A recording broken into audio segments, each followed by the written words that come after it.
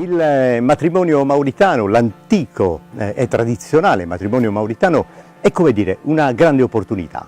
È un'opportunità per entrare un po' dentro la storia, è un'opportunità per specchiarsi in quella che è la società del passato, la società tradizionale, il momento in cui la condivisione che oggi viene, come dire, espressa attraverso la rete, attraverso la condivisione virtuale, nel passato, nella società tradizionale, la condivisione era un atto importante, era una partecipazione totale.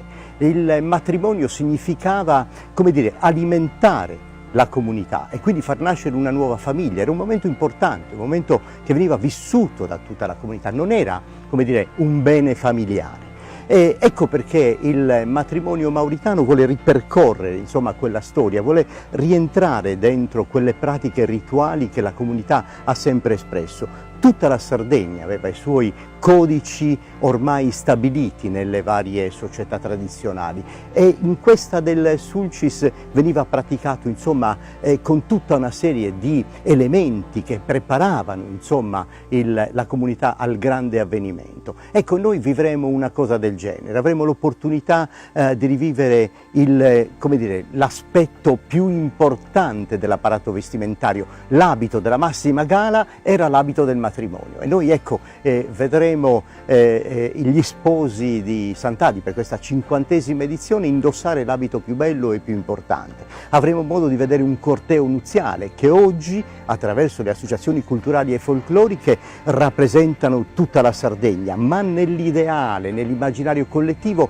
sono i parenti, gli amici degli sposi, coloro che si stringono intorno alla nuova famiglia per far nascere un nuovo nucleo, per, ripeto, alimentare questa piccola comunità. Ed ecco allora lo sfarzo dell'abbigliamento, i suoni delle launeddas, i canti d'amore, insomma tutto questo patrimonio immateriale che ruota intorno alla celebrazione. È una celebrazione autentica, è un rito religioso secondo Santa Romana Chiesa, verrà celebrato nel sagrato della chiesa di San Niccolò e potremo vivere questi due aspetti, l'aspetto attuale del matrimonio, il momento più significativo, importante della celebrazione dell'amore fra due persone, fra un uomo e una donna, ma anche rivivere attraverso questo specchiamento e riflessione, insomma, quel passato così glorioso, così importante, così identitario delle nostre comunità e in particolare di Sant'Adi e del Sulcis in generale.